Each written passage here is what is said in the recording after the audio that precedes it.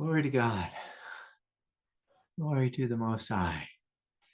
So lovely to be with all of you. Welcome, welcome, welcome. And a big welcome and bow of respect to those of you showing up from Europe. It's the middle of the night, and so I bow before your dedication. Yes. Okay, well, let us do this. Let us shut down our eyes and open our hearts. And connecting to that which is good and true and beautiful about our nature. We are acknowledging that we are here because we are on a path of spiritual awakening. We are here with the intention to wake up out of the confusion and the trance-like nature of our personal egoic identification. We are choosing to be here.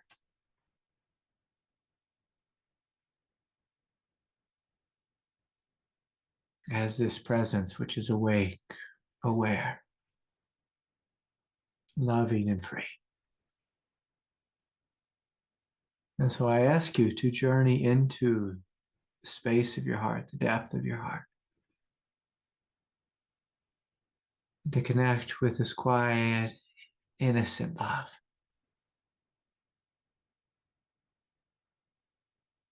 Which is the very fabric of your being.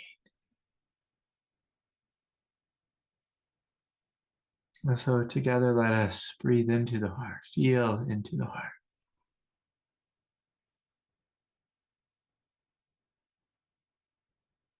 And right away, opening to this vast divine radiance.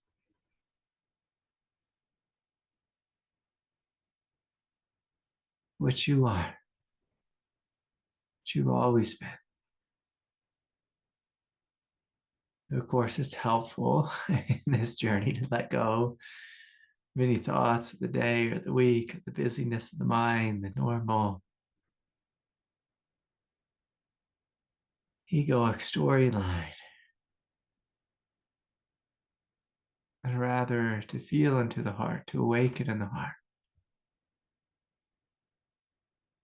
to directly perceive and experience the very essence of the heart.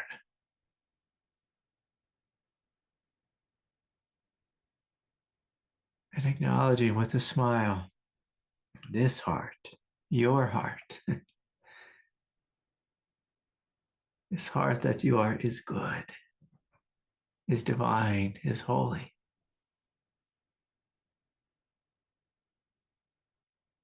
So we start here with this recognition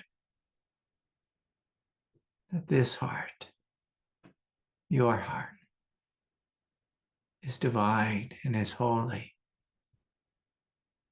And there may be emotions that are on top of your heart, within the space of the heart, but the very fabric of your heart is an absolute radiance, a goodness, a quiet purity.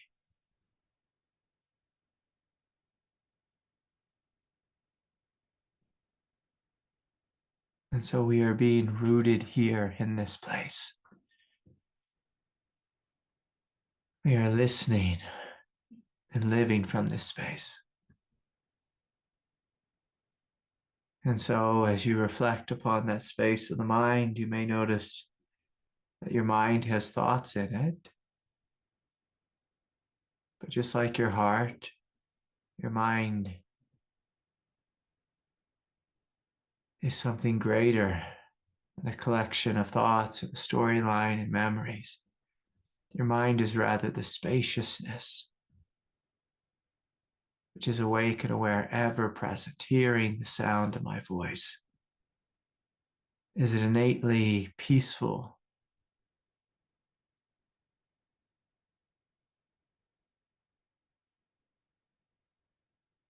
And immensely open? And so we are recognizing the quiet love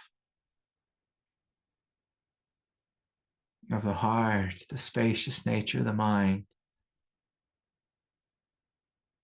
And as we feel into the hara, the lower abdomen, can you recognize this quiet, timeless strength?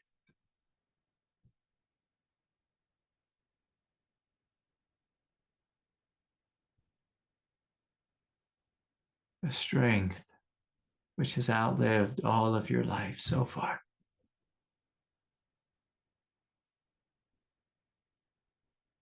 And this is what I invite you to have faith in. The strength of the hara, the love of the heart, the freedom, the spaciousness, the peace, and the clarity, the Buddha mind. With that, we can take a couple deep breaths and getting a little bit more established here. And when you're ready, you can gently open your eyes. And again, I will welcome you into this room, into this space, a space where we honor our divinity.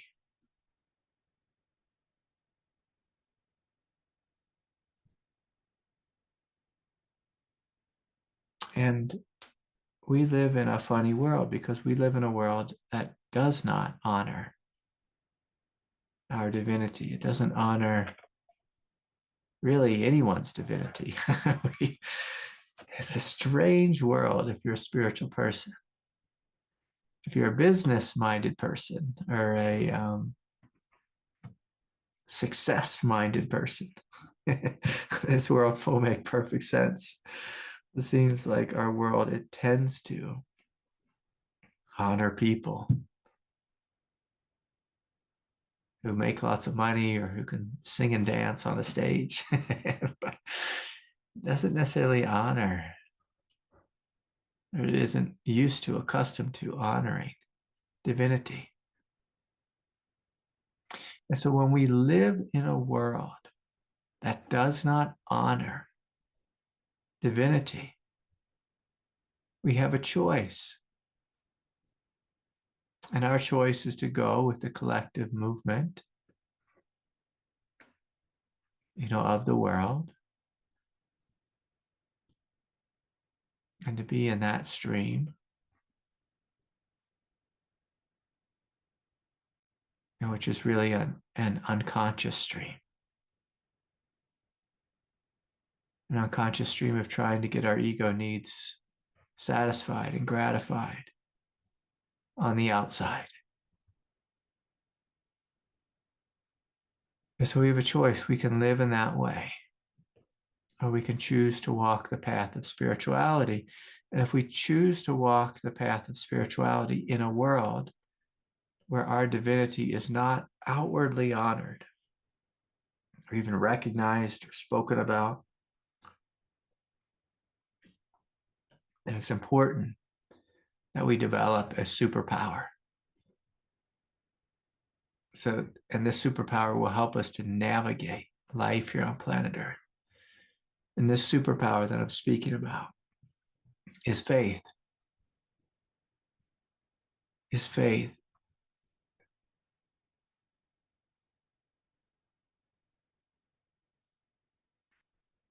Like without faith, it is so easy for us just to be consumed by the collective unconscious, to be swallowed up by it, to be just drowning in the movement of humanity.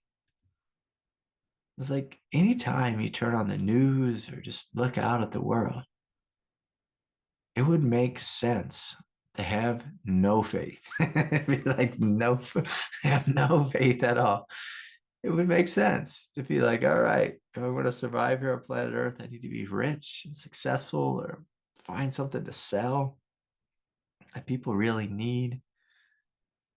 Or if we're born, if we're born and we continue to be just outwardly beautiful and look like a model, and it's like maybe we can sell our body on the internet all day long, and getting likes and, by singing and dancing and whatever people do. But for the rest of us who want something deeper,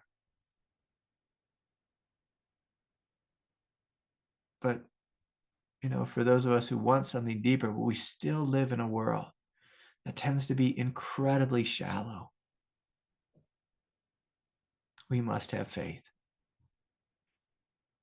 And of course, this is faith in something greater, faith in a greater life than what the culture sells us,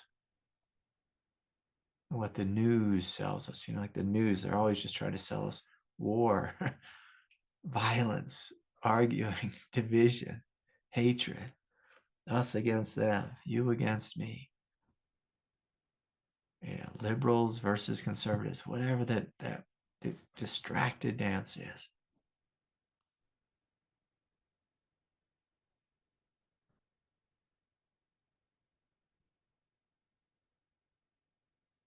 If we want to live in a greater way, we must have faith. Faith first that there is a greater way. Because when we look out at the world, it doesn't seem like it. The reason, the spiritual path or the Christian path is often referred to, it's like this path of new life. We're walking in the direction of new life. It's like a different kind of life. The Buddha called it stepping off the wheel of samsara. In order to make that first step, and then to make a million steps after that, we must have faith. Faith in a greater way of being.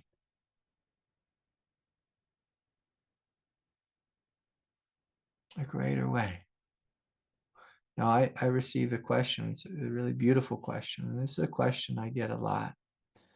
And here, I'll just read it to you all.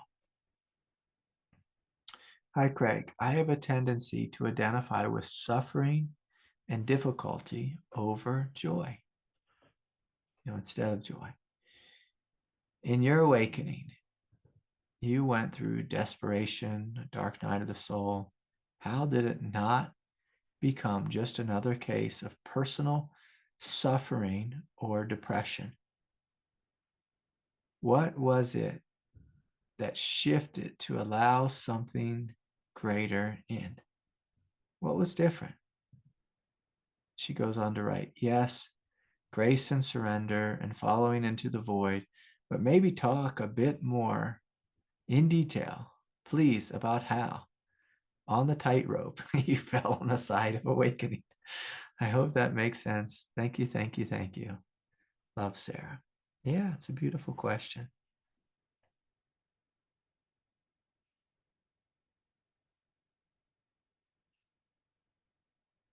And one of the remarkable things that happens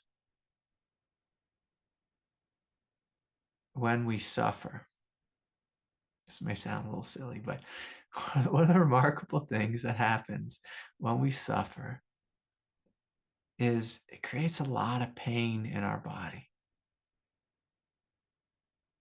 And if you want this pain to end, not continue, we must look at doing something different than what we have been doing. And this seems like so basic and so blatantly obvious, but I am amazed that so many people suffer so greatly and they repeat the same errors that they did before, like the day before, the moment before.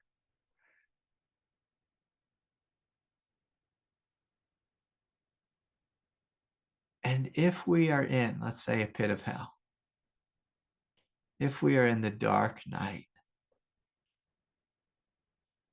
it is very easy to align with our egoic nature It's very easy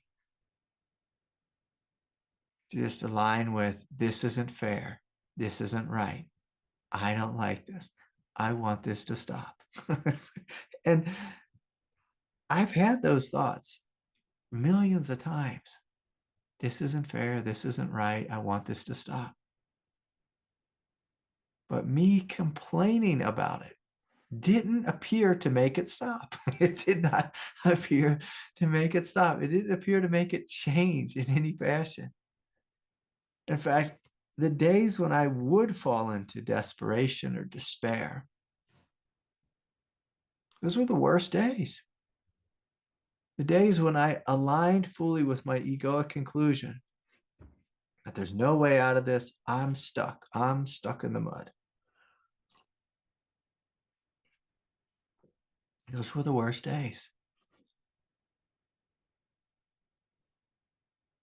And at some point, we have to wake up within the experience of suffering itself. And this is hard. This is hard for a lot of people to continue to be cognizant, to be awake and to be aware when we are suffering. And look at our choices. And the beautiful thing about our egoic nature is when we're suffering, it tells us, like our ego almost always tells us, you don't have a choice. Life's unfair. Poor me. There's nowhere to go. There's nothing you can do.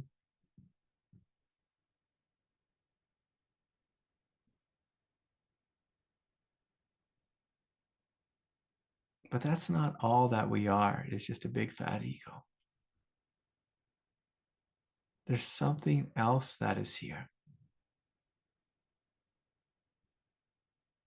And this other thing that is here has the ability to look at that conclusion and ask a simple question. Is it true? Is it true that I'm stuck? Is it true that God does not care about me? Is it true? Is it true that life is not fair?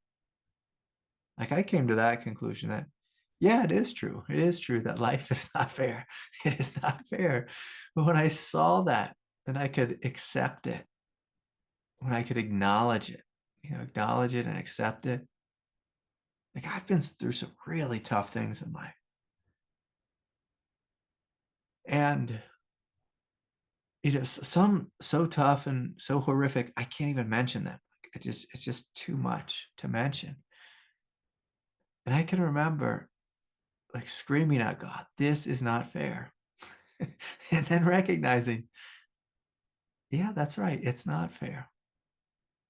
But what now? Like after I've screamed it to God, this is not fair. This is not right. Life is unjust.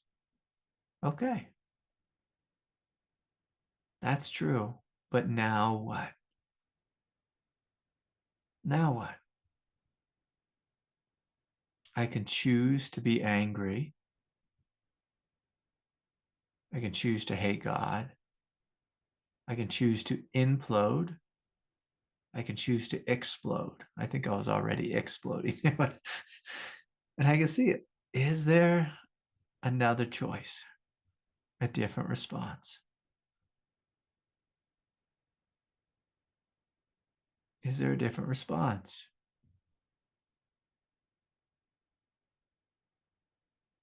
And my response, let's say if there was suffering and difficulty, like the questioner asked, what did I do? I chose to love the suffering and the difficulty, to love it, because I had faith in love. I had faith that love heals all pain, all suffering.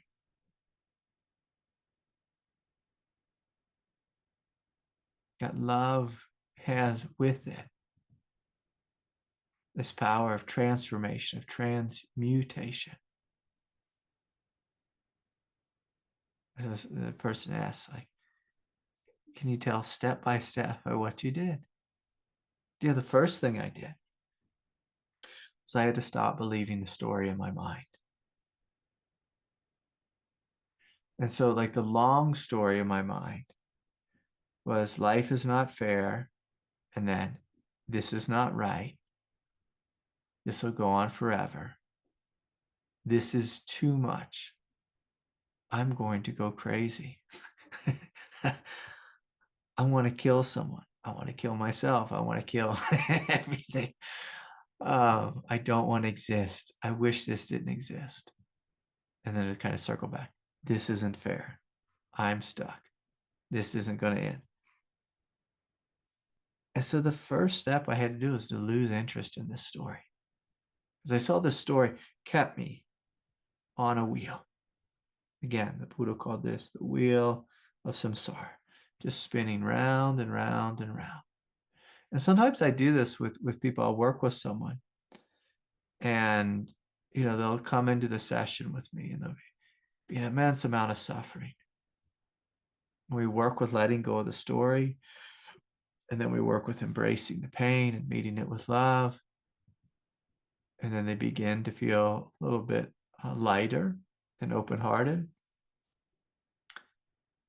And then they pick up the story again. And I'm like, no, no, no, no, don't do that. Don't pick up the story again. Don't pick it up again.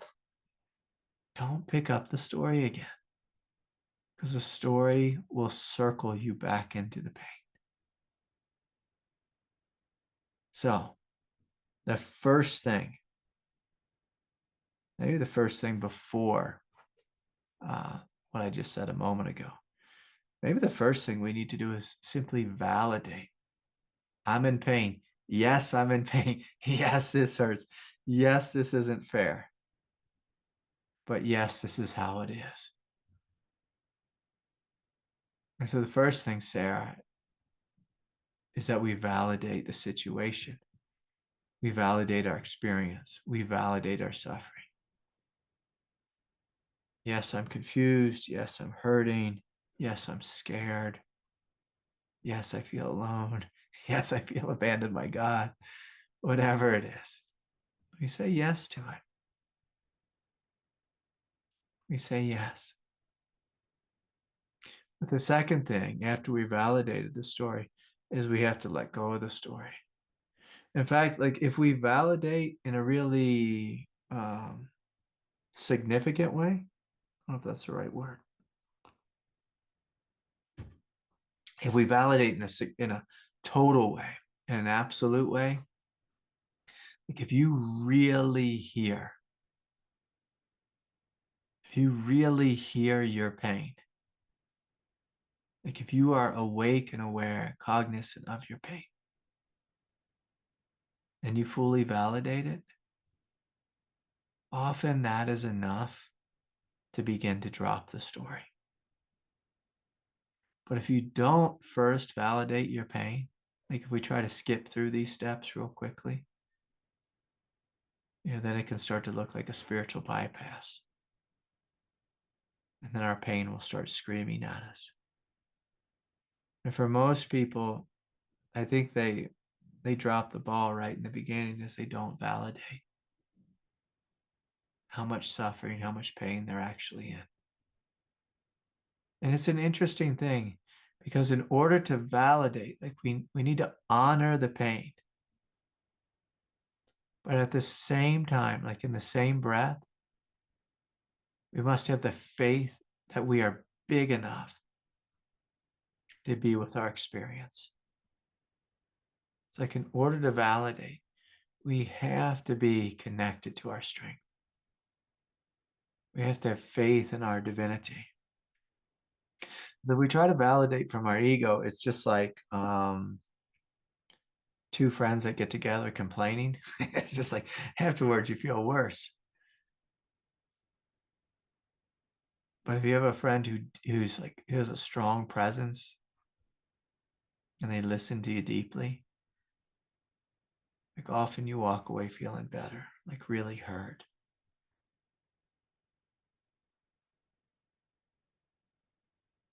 And so the person writes, I have a tendency to identify with suffering and difficulty over joy.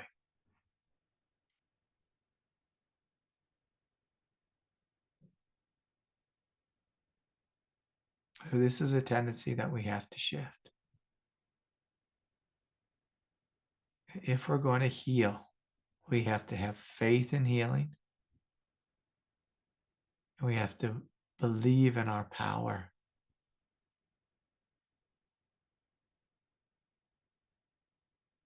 We need to believe in love, to have faith in love, to have faith in God. But when we identify with suffering and difficulty over joy, instead of identifying with joy, it's almost as if we bow before the God of suffering. We bow before the God of fear or despair instead of bowing before the God of love first and foremost. And so when I'm in suffering, I'm constantly bowing before God. I'm bowing before my heart. I'm bowing before my Buddha nature. It's like I have faith in my divinity first. If we have faith in suffering first, it's very hard to heal.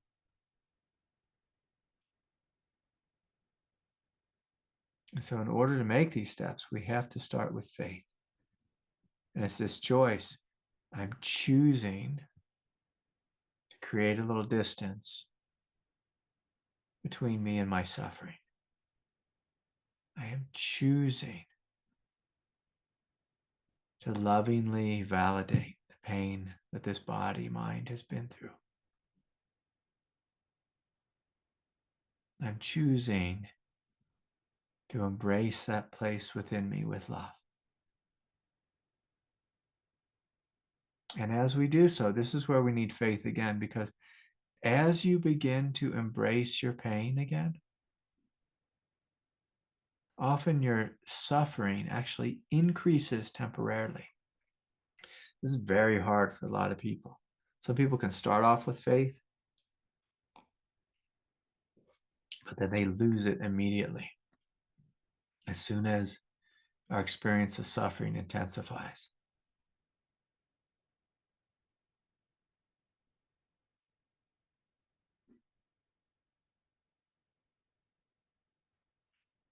And so as you begin to embrace that part of you that's in the dark night or that's in hell or that's in despair, as we begin to embrace this part, again, often our experience intensifies. It might get worse. And of course, we have to have the faith in love to continue to, in a committed way, breathe through that suffering. And as we do so, the power of grief, things will begin to release. They'll begin to empty out.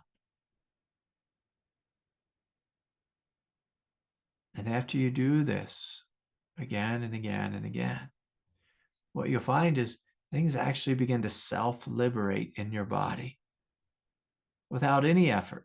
So in the beginning, it can take great effort. It can feel like you're, I can remember when I was young on the path, it felt like I was swimming upstream all the time. I felt like, oh my God, the path was so hard in the beginning. In the end, the path, it just seems like this choiceless way of just being carried downstream. In the flow of God's will. The flow of God's will.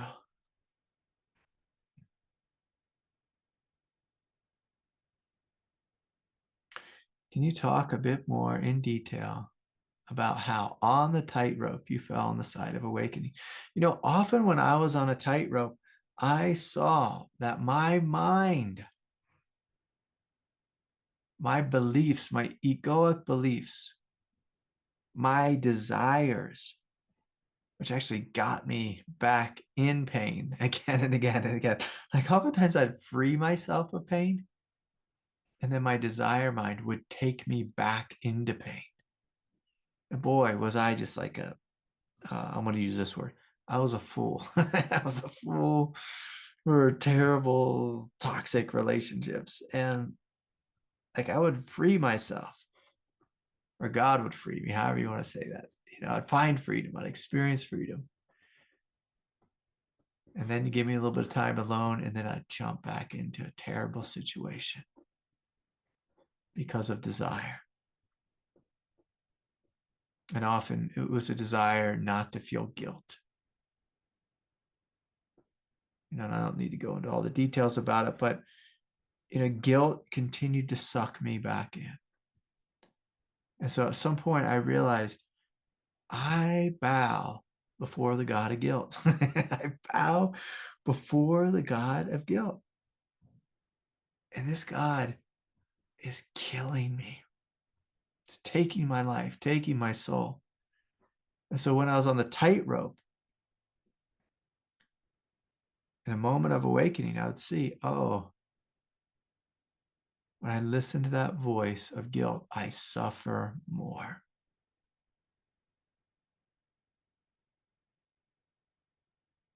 And so it just seemed to make sense to fall on the side of awakening. That's what the questioner writes. That's how they frame it. I would choose freedom. And I kept choosing freedom. I kept choosing truth, despite my egoic tendency. And there was this inner war that went on inside. And there's a war so bad that in my dream life, like I grinded my teeth at night, because I was suffering with guilt and financial insecurity, and I was just being challenged and pulled in every different direction.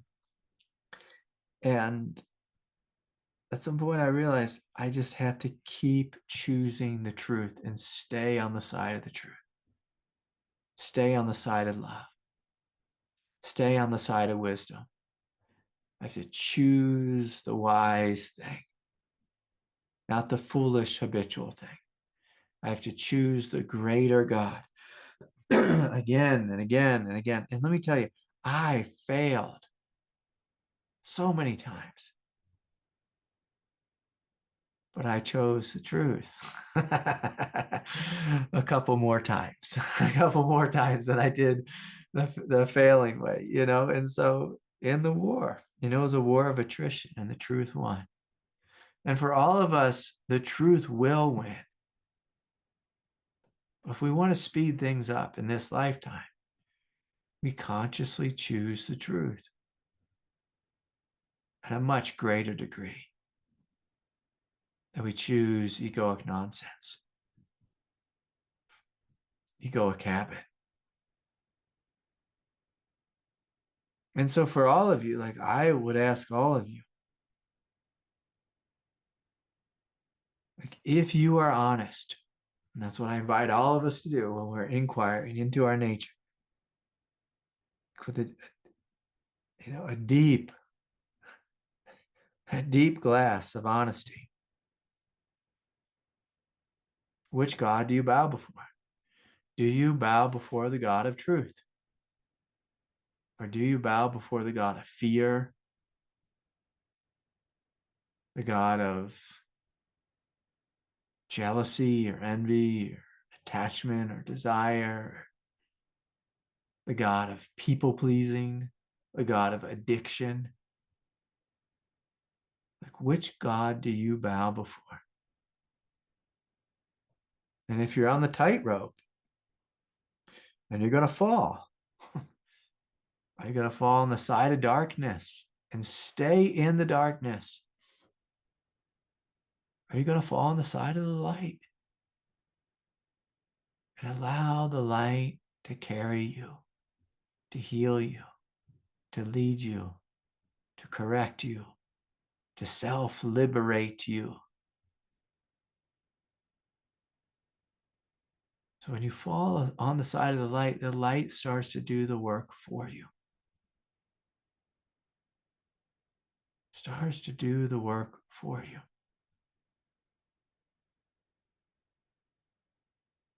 I had this very funny experience this weekend. I drove to the city, and so just to give people some like geography here, I am just about I'm 3.5 hours is basically, if I drive real fast, I'm 3.5 hours from a legitimate city. A city like with lots of stores and people and traffic and all that kind of stuff.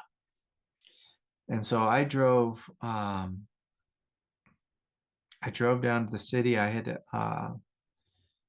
basically I had to go, I had to do a Costco run is what I was doing. I have a family, the price of groceries and everything. It's like, man, I'm going to go to Costco and buy everything organic I can at Costco because it's like a quarter of the price that I pay here in my town. So anyways, I did this silly thing. So I drove across the desert. So I'm in the mountains, drove down in the desert, drove across the desert. And as soon as I dropped down into Albuquerque, I started to feel all these vibrations come onto my body. All these desires, because like Albuquerque has restaurants. Like where I live, there's not really a single restaurant I'd be real excited to go to. There's no place that I want to go shopping for clothes. Like there's just nothing, like nothing. I mean, there's, a backcountry store that sells climbing gear and stuff. I might be interested in that. But beyond that, like there's nothing really, like this town just doesn't have anything material really for me. It's got lots of mountains and beauty and all that kind of stuff, which I love. But I went into the city and I felt my body flooded with all kinds of desires.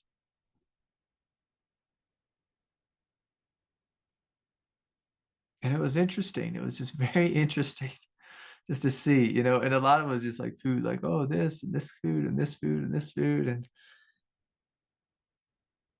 But me, like, I've got a sensitive belly. I can't eat that much. I like to cook my own meals. I don't like anyone touching my food anyways. But anyways, I'm a freak.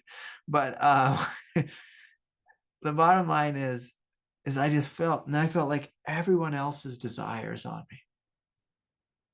And I felt like their aggression, like there was people like running red lights. There was cars that were like racing on the highway, like, what is it, like a Dodge Charger and Ford Mustangs, and people just being crazy. And when I was down there in the big city, the big city, it's like I had a choice. I could melt into all those vibrations or to stay in my basic truth. To stay in my basic truth.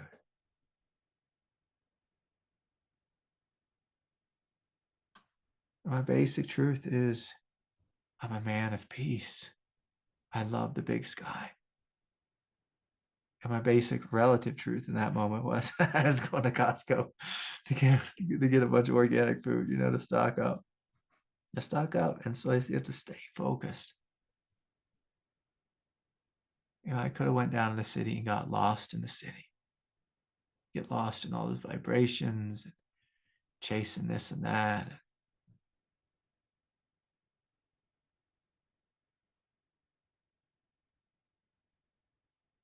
I even saw some like, big car dealerships, and I was like, oh, I wonder if they got a new van there. Like I could sort myself getting sucked into getting the new van or whatever it is. And it's like, no, no. And I meditated all the way down.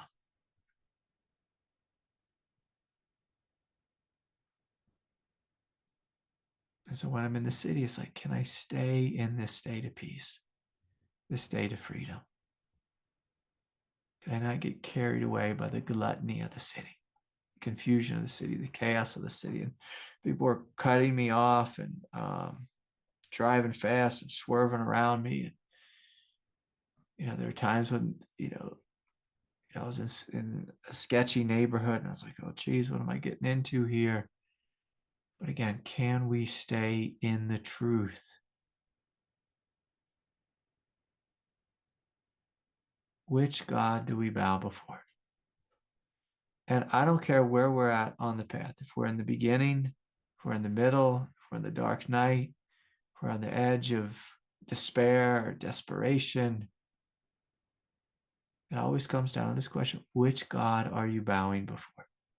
Which God do you have faith in? This is the primary thing that saves people on the path.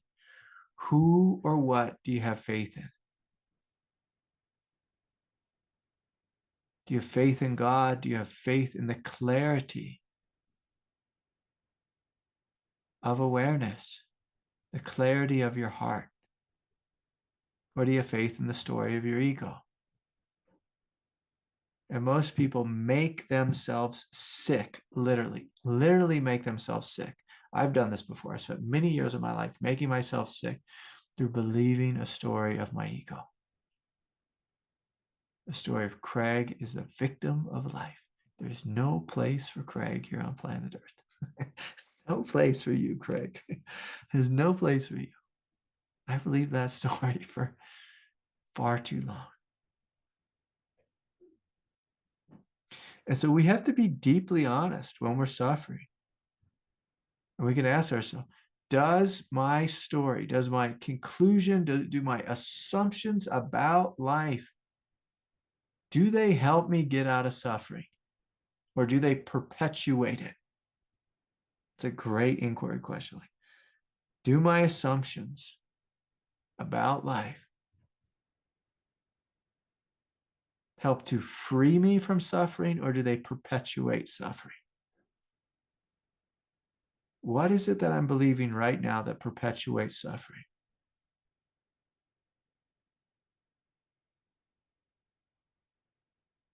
What am I doing? What am I believing right now that keeps me trapped? That keeps me trapped.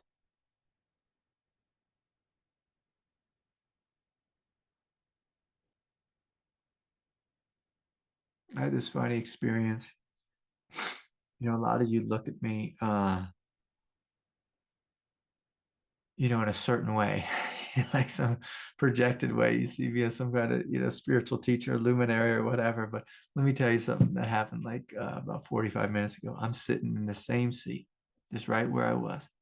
And my wife comes in here and she said, "Where are all the brownies?"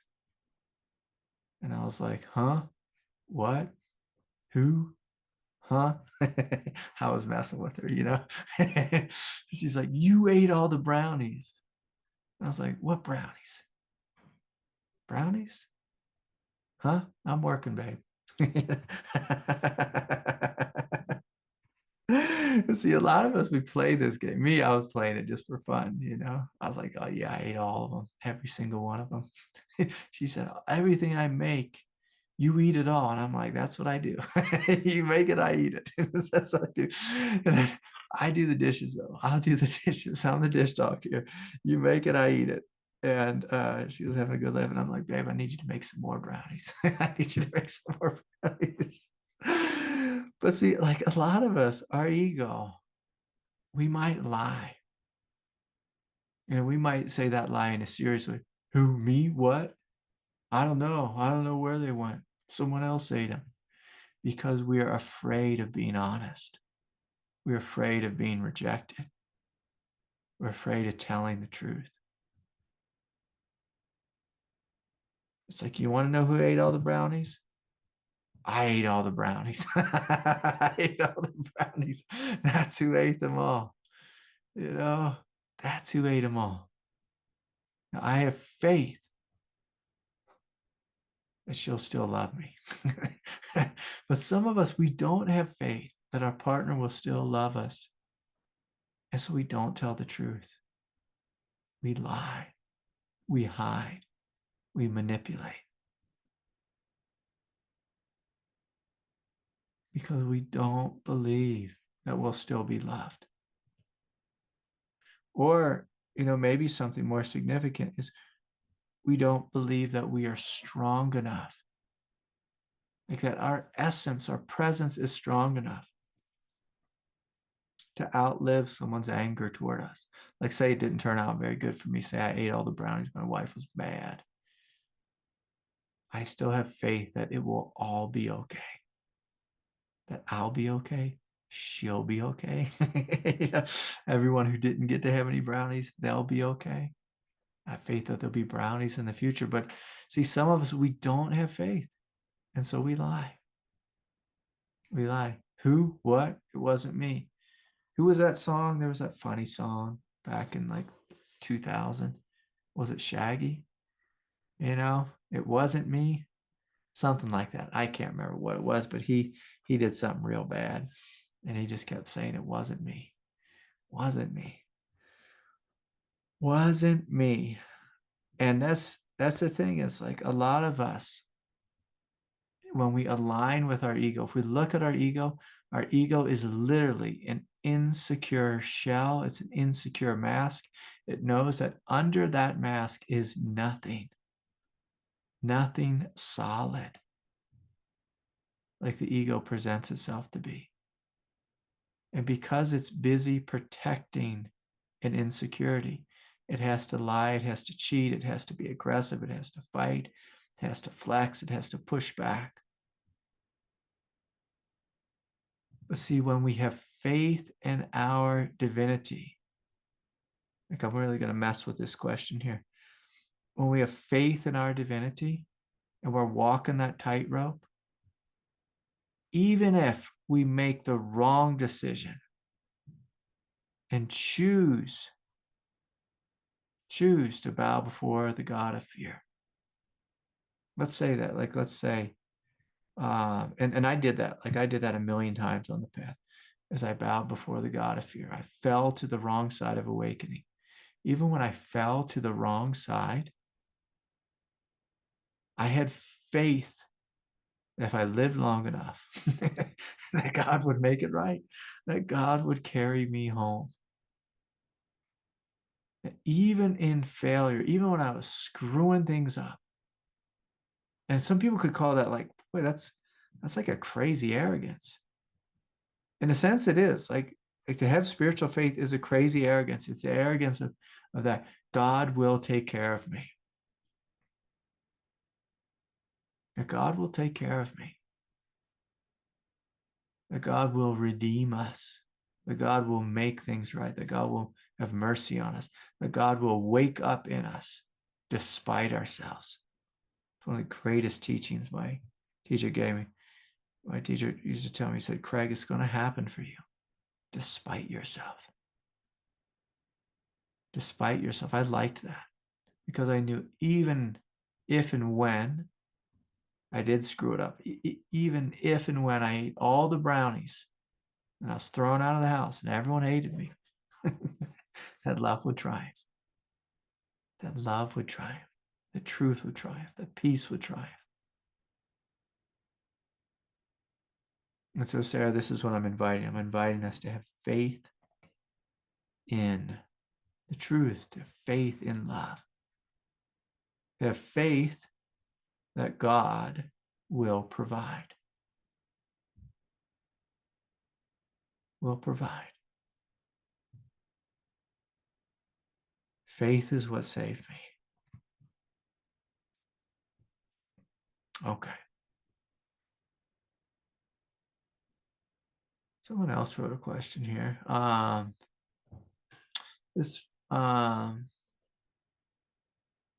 Okay, here's a question. I feel that the process of awakening isn't completed within myself. Biggest progression I can see when there is very little worldly responsibilities. Yeah, like all of us on the path, like we feel like, oh yeah, we're really going somewhere when there's no worldly responsibilities. That's why the life of the monk is a lot easier life to some degree, but most monks have some worldly responsibilities too. It's just within the ashram. Okay, I was considering joining a Buddhist Sangha here in the UK, but I fell in love, and I love this, but I fell in love, and now I do struggle with overworking and overthinking again. Yeah. If I lessen my thinking, this is interesting English. If I lessen my thinking, my finances are not great. I do teach meditation. I do lomi massage. I'm wondering whether worldly life is for me.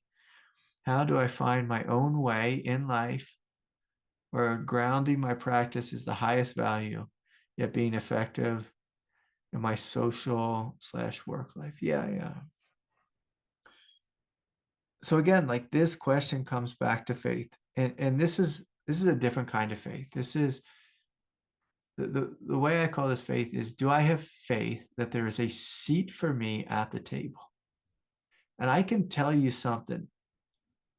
I've always had great spiritual faith, but I didn't always have faith that there was a seat for me at the table. This is probably one of the things I really lacked.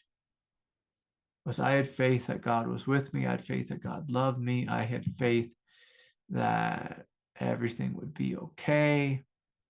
But I didn't have faith that if I opened up my mouth and began to teach, that you all would show up. I must have had some faith because I did keep showing up. I just kept showing up. And then people finally started sticking around.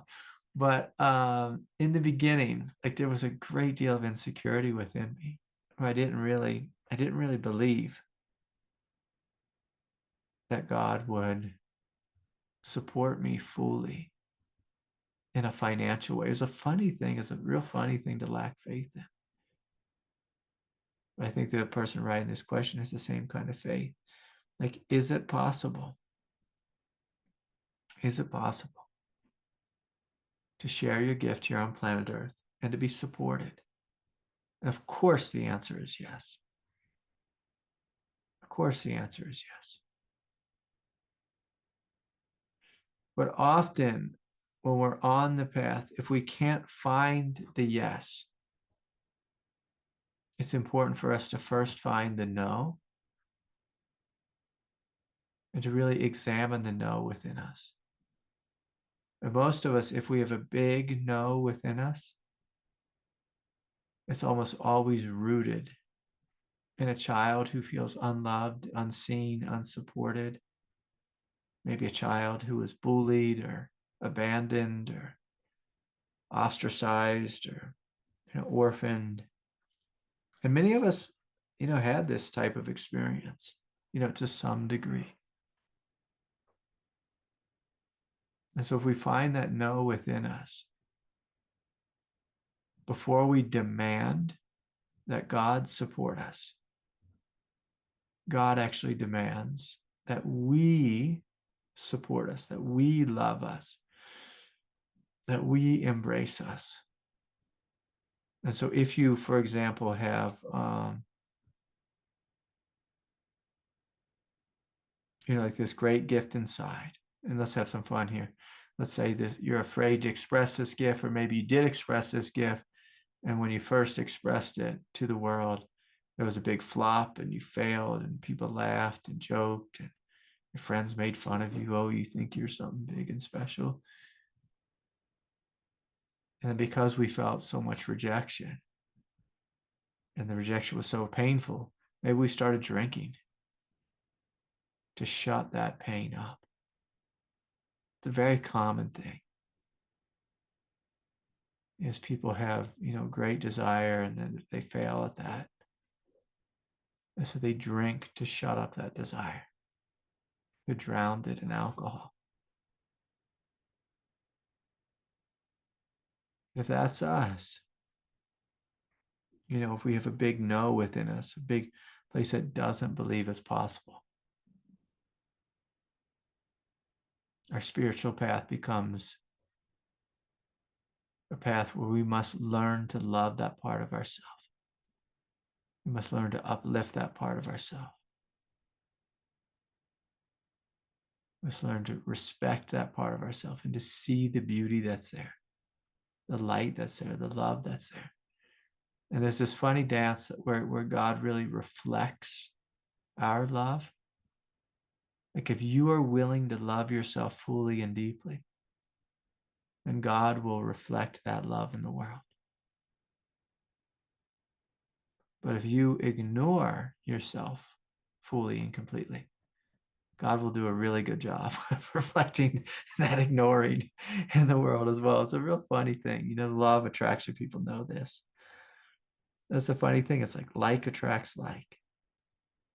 And so, with this question, I bet there's a part of you that doesn't believe that there's a seat for you at the table. And so I encourage you to find that place within you and to provide a seat for it. To love it to death, literally. To love it to death, literally. And some of us, we've felt like a failure here on planet Earth. And some of us, we withhold love because we feel that we are somehow unworthy of love. And it's that's a great way to perpetuate suffering. It's also a great way to perpetuate being broke and having trouble with finances. Again, all these games of power, these inner games of power, tend to reflect in the outer world. But rather, when you love yourself fully and completely, and you believe in yourself fully and completely, the world starts to believe in you. And this is really where, it sounds silly, but where personal growth and spiritual awakening and non-duality in the inner and the outer world all begin to mirror and reflect each other. And we begin to see this great intelligent oneness of the matrix. The more you love yourself, the more you provide a seat at the table in your own temple, the more life will provide a seat for the table of life for you. But the more you ignore you, or judge you, or attack you, or angry, or violent, or dismissive of you, the more the world will do the same to us. When we start to see this, if we circle back to that question of, is life fair? And who created life? And what actually is life? Because from an ego perspective, we think of life as there's me and then there's life on the outside. But the more we wake up and the more we begin to see that the inner and the outer are one, we begin to recognize I am life. I am life. When you start to see I am life, the question of is life fair, it kind of implodes. Our beliefs about fairness implode. We start to merge and to unite with the will of God. Whereas when we're in our egoic world, well, it's about the will of me. and can I project the will of me onto the world and dominate the world, take over the world? But the more we wake up, the more we begin to see that I am the world. And again, that could sound really narcissistic and crazy, but in a non-dual context, it just appears that, oh yeah, that's the truth. I am the world. We are the world. We are life. I am life. This is life. And we start to live in a way without borders, without boundaries, without limits, without a limited sense of egoic identification, which revolves all around how do I feel? Do I feel good or do I feel bad? That silly dance. The more we wake up, this is going back to that first question with Sarah, it's the more we wake up in the dark night.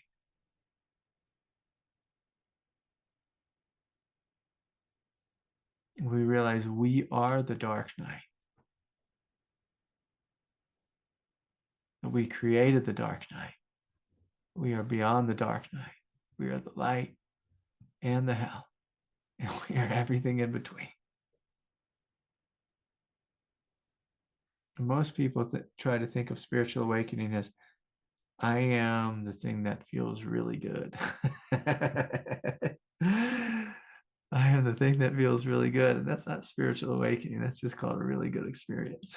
A really good experience. The true awakening is, I am everything. I am everything, the good, the bad, the ugly.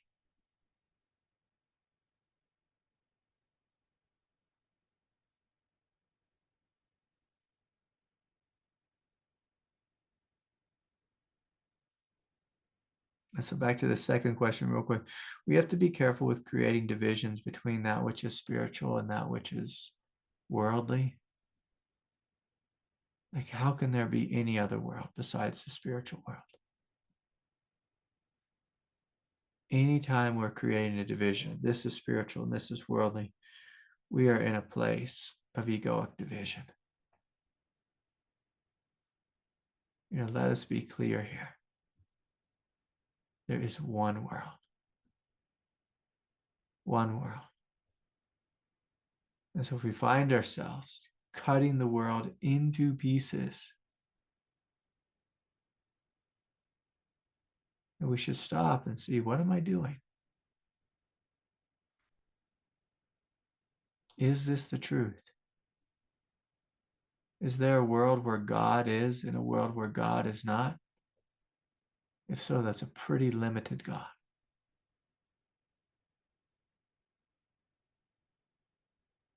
Is there a place where truth is and truth is not?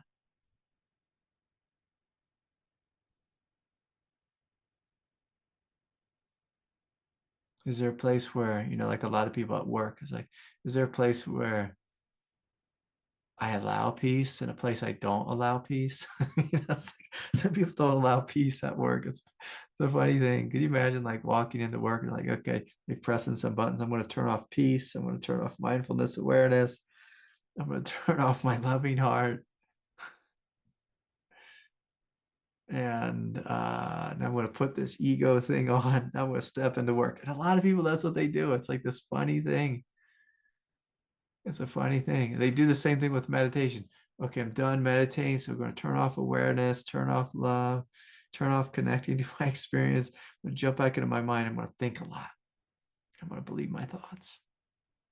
Like, that's insane. The whole purpose of meditation is for us to wake up and to stay awake, to not turn off meditation, and not turn it off. And if we live in this type of way, we turn into a different kind of being.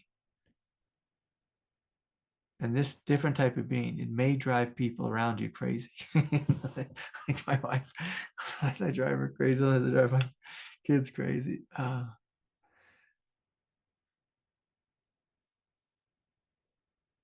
Because I don't always live in that world. I don't always join them in the crazy. I still have a good time, but I don't always join them in the crazy, in the illusion.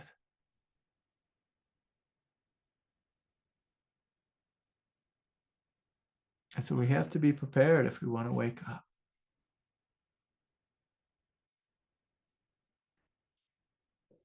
To live in a world where there's only truth. There's only love. That's the only possibility is love. There cannot be the possibility of hatred, jealousy, envy. And that's a different kind of world to live in. It's like, oh, there's no judgment here. Huh. What's that like? Like, what is that like? To live without judgment, to live with what is. What is that world like? And once you enter that world, are you willing to stay there? It's like, let's drink from that cup and let's not put that cup down. That's like, who wants to go pick up the cup of judgment again? A lot of people do. And it really amazes me that a lot of people do.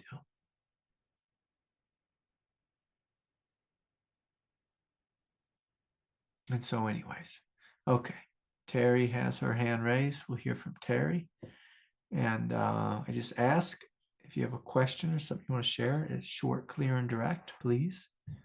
And if you email me, like sometimes people have been emailing me really long emails lately, and there's lots of confusion in it. So it's like when you're sitting down and get ready to write something, I want you to really think, what am I trying to write? What am I trying to say? What am I trying to speak? Sometimes we sort it out. we no longer have our question, but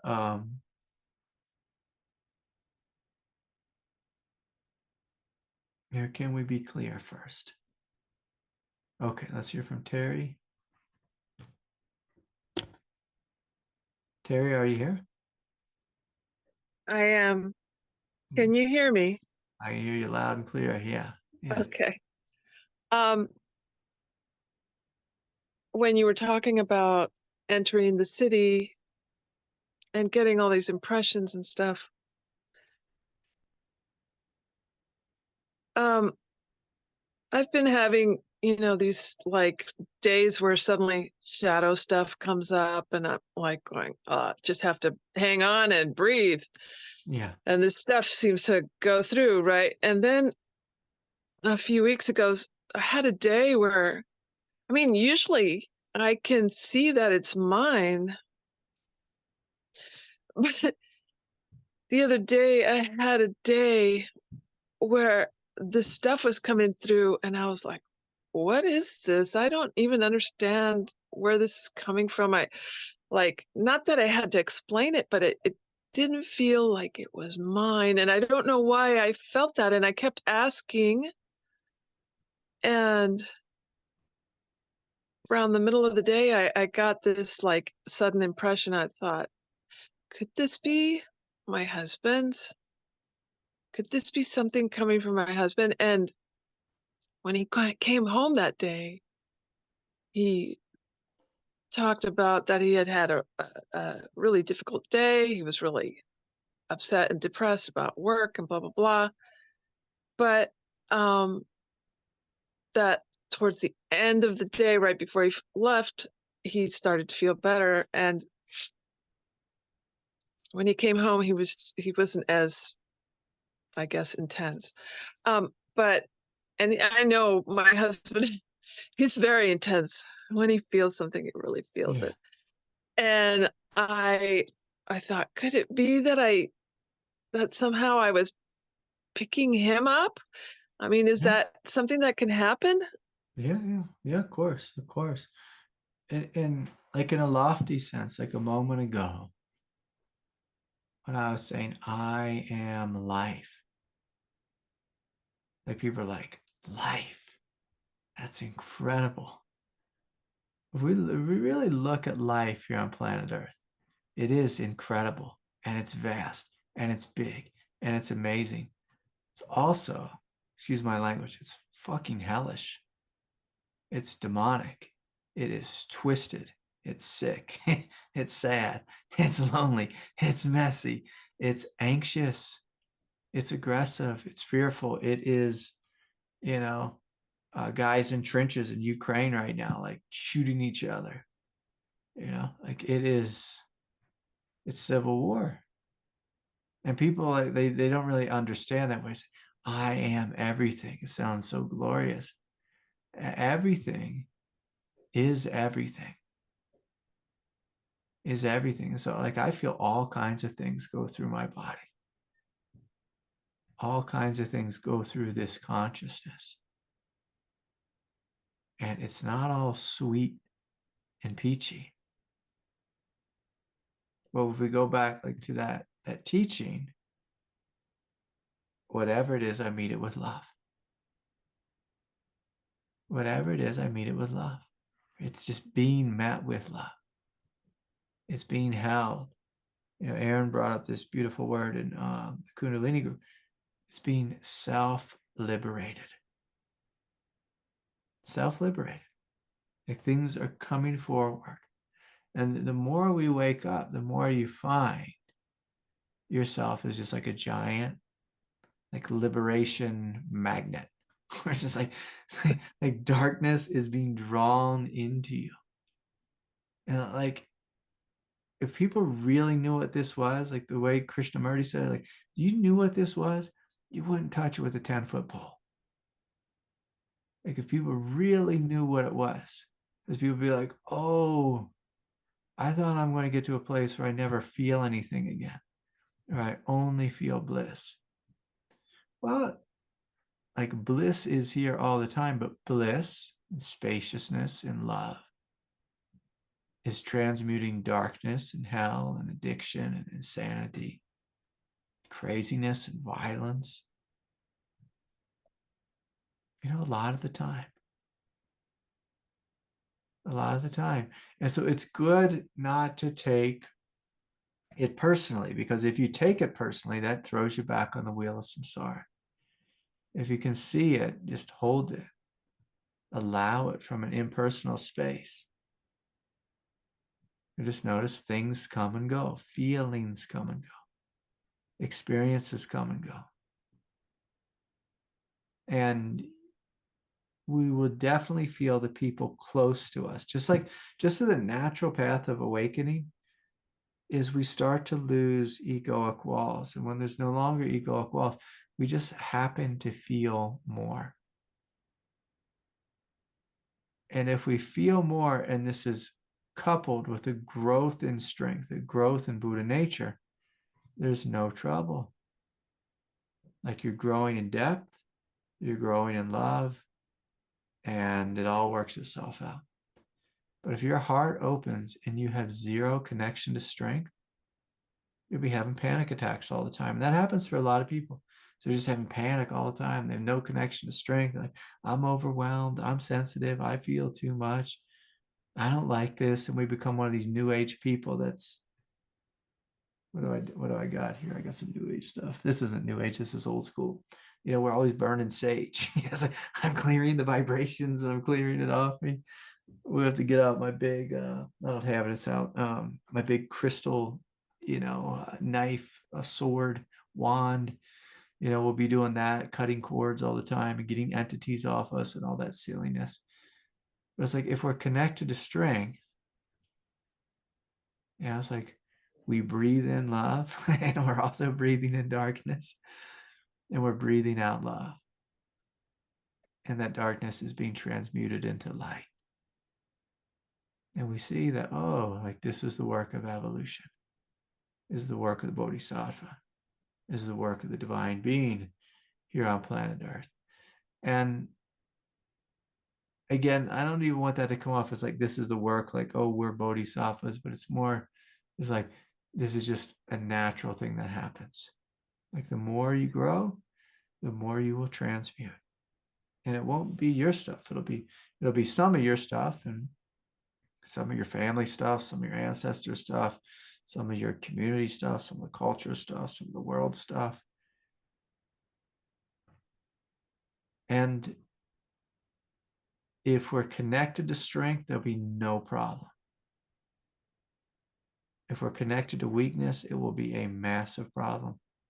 And we'll cry and we'll complain, and we'll cry and we'll complain until we connect to our strength. And, people who aren't connected to strength, they're like, I want to make it stop. I want to make it stop. It's like, the spiritual path doesn't stop. I want to go back. The spiritual path does not go backwards. It goes one direction, forward. And so forward, for anyone who struggles with this, is connecting to strength. And then, let's add clarity too, because like clarity just helps you to see it from an impersonal place, to see it for what it is, to be able to accept it, to not take it personally.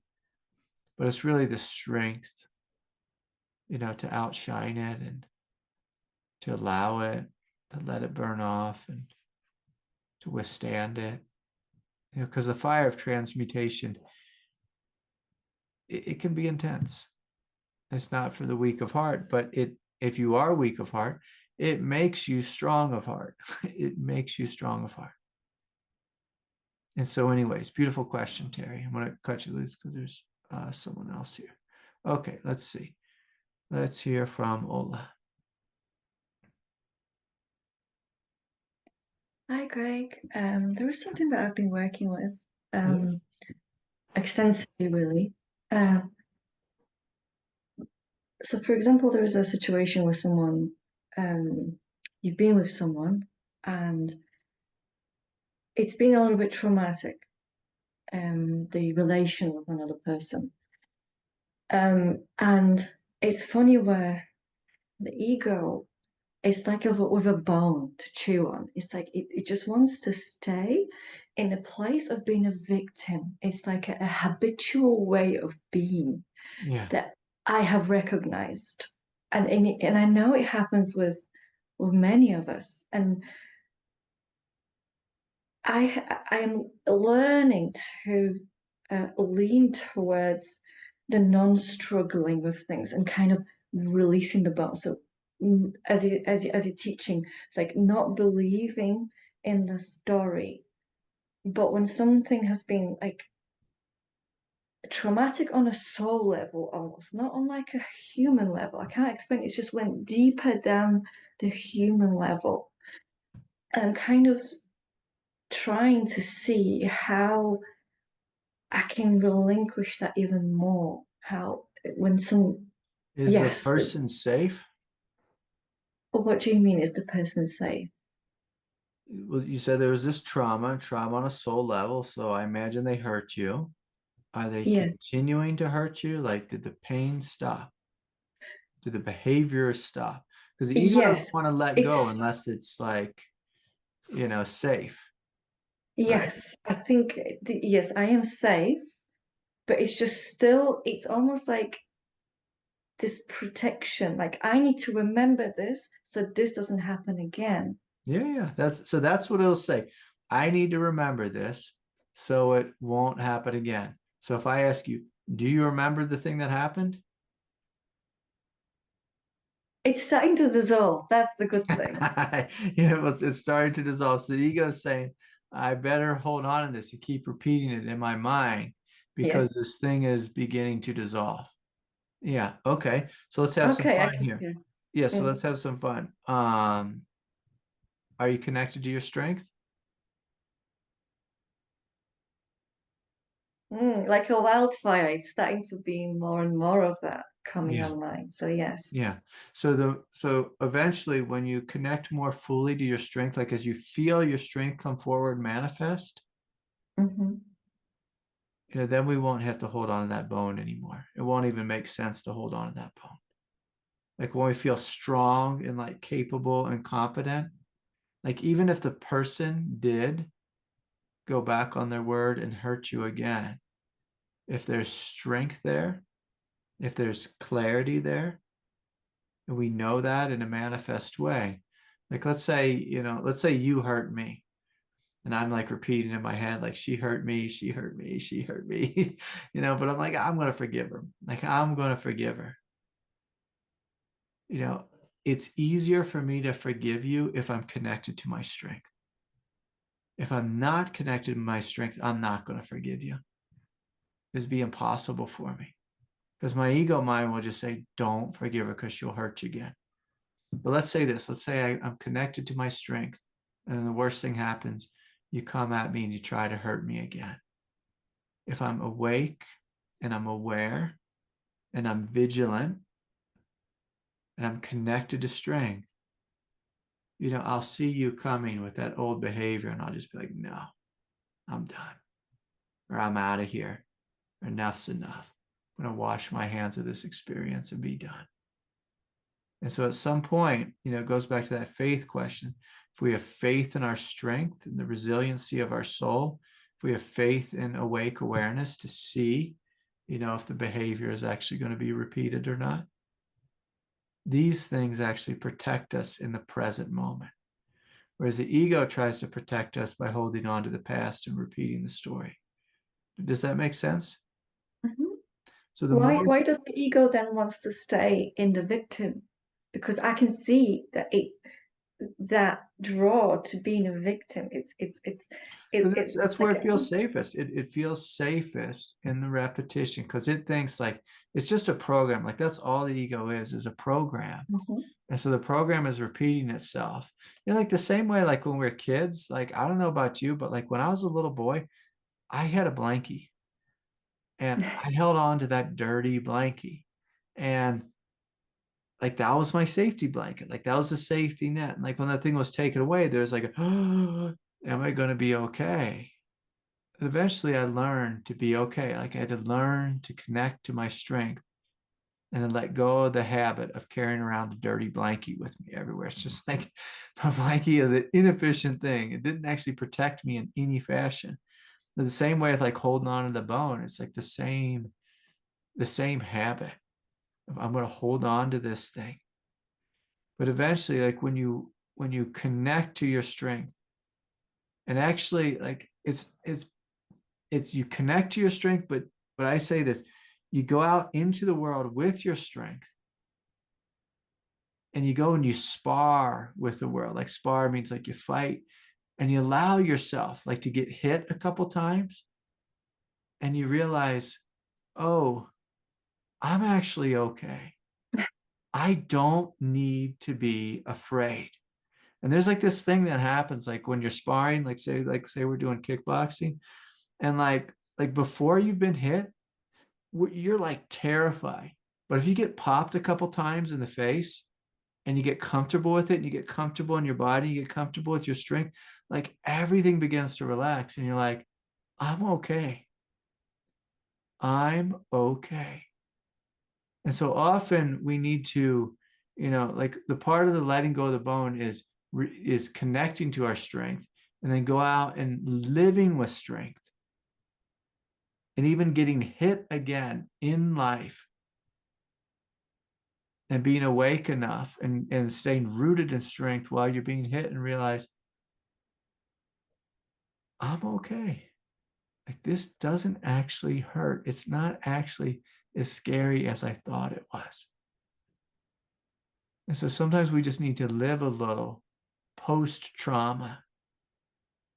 Whereas a lot of people teach like with trauma, we need to be so sensitive, forever, and everyone's speaking in real gentle, sweet, spiritual voice. And that's like, that's not trauma healing. Like trauma healing is when you can be in that same situation again. You can be in it again. And there's strength there, there's power there, there's light there. And I'm never saying like go back into an abusive situation again. Like, please, nobody hear it that way. But it's like life will challenge us again and again and again. Like this is not a world where we're not challenged, where we're like, I was traumatized and this isn't fair. And I did trauma therapy and I should expect never to be challenged again by life or never be hurt again. It's like we're going to be hurt constantly.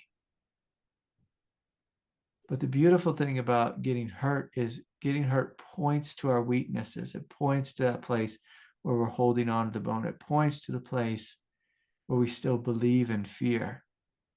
And then it also gives us an opportunity to look for something greater.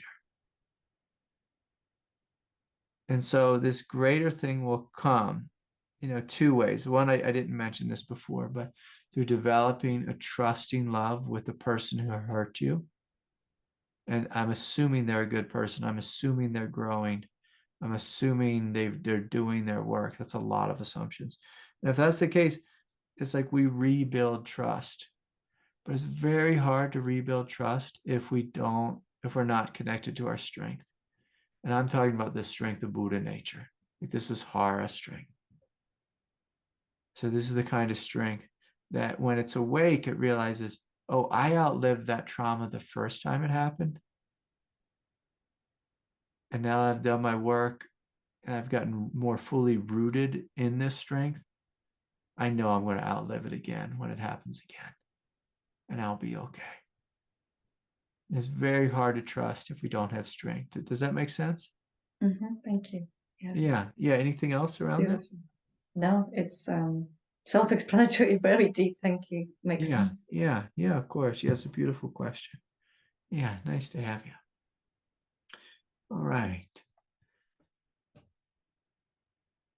Strength is something that's so undervalued on the spiritual path.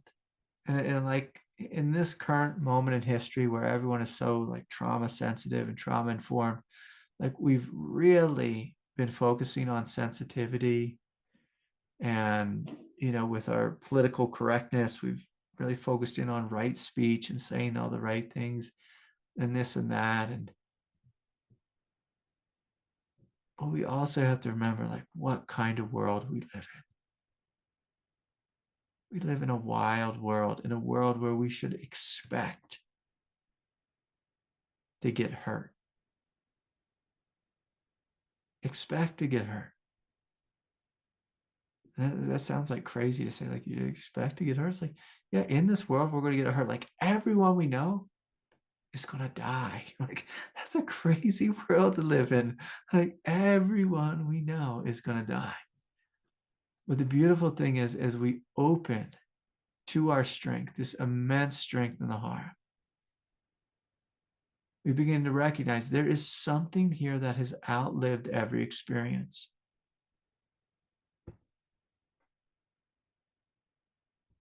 It's like, what is that thing that has outlived every experience? What is that thing that continues to exist in every moment? Like, how strong is that? A thing that is still so pure and innocent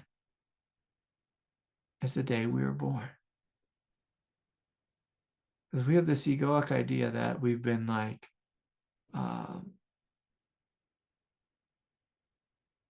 like that our purity has been taken away, or that our innocence has been taken away, or that we've been crushed by life. None of us have been crushed by life. Now, our ego may have been crushed. We may have been traumatized greatly. But as we begin to wake up, we see there is something that's here that has not been traumatized. There's something that's here that's beyond pain and pleasure. There's something that's here that is so deep and so wide. It can never be harmed. And can we get to know that thing? Can we fall in love with that thing? Can we melt and merge into that thing? And so much love to each of you. So beautiful to be with all of you. And so I'll see y'all next time. Good night, everyone. See you soon.